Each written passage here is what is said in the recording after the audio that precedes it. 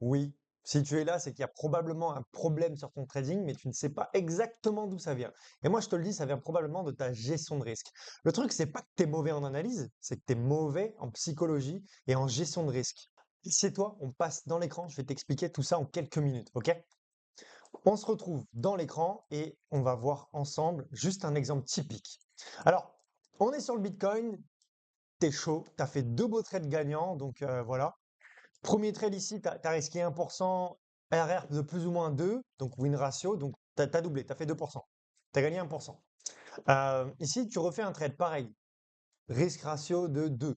Donc là, encore une fois, tu as risqué 1%, bien joué, félicitations, magnifique. Tu as encore gagné 1%, tu es à 2% de gain en deux trades. Magnifique. Les traders professionnels font entre 5 et 10% pour les meilleurs, et c'est très très rare, par mois. Donc là, tu es bien parti pour faire un gros mois. Ok, félicitations. En plus, bon voilà, ton analyse est plutôt bonne. Ici, tu as repéré un breakout, tu es rentré, machin, stop loss, tu as tout bien réglé. Boum, tu as pris ton Fibonacci sous les plus bas et bingo, t'es bon. Et là, qu'est-ce qui se passe? Je sais pas, t'as un excès de confiance et puis tu décides de prendre un autre trade. Par exemple, ici, regardez. Ici, tu te dis, bon, moi je vais trade la Bollinger. Vous savez, les bandes de Bollinger, classiques. J'en parle tout le temps sur ma chaîne. D'ailleurs, n'hésitez pas si vous voulez être accompagné et être aidé, évitez de faire toutes ces conneries, celles qu'on va voir là tout de suite maintenant. Je fais de l'accompagnement et vous savez où me trouver. Tous les liens sont en bio. On reprend. Alors, ici, tu te dis, bon, bah, je vais trader la bande de Bollinger, ce qui est très cool, ça marche très bien. Donc, ici, il y a sortie. Tu te précipites un petit peu parce que ici, tu vois, il y a une micro-réintégration. C'est pas suffisant, mais on est en 4 heures, du coup, ça t'a feinté. Tu es rentré un petit peu tôt. Donc, toi, ce que tu as fait, bon, on va prendre un exemple, là, ok?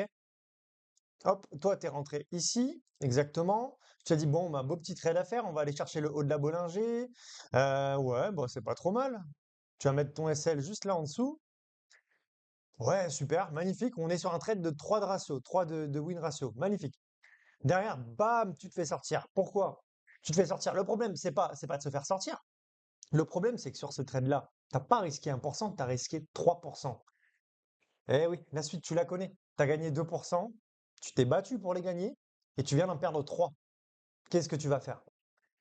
En vrai de vrai, qu'est-ce que tu vas faire maintenant? Moi, je sais ce que tu vas faire. Comme tous les débutants, tu vas risquer 6% ou même plus sur le prochain trade, et tu vas te faire éclater ton compte.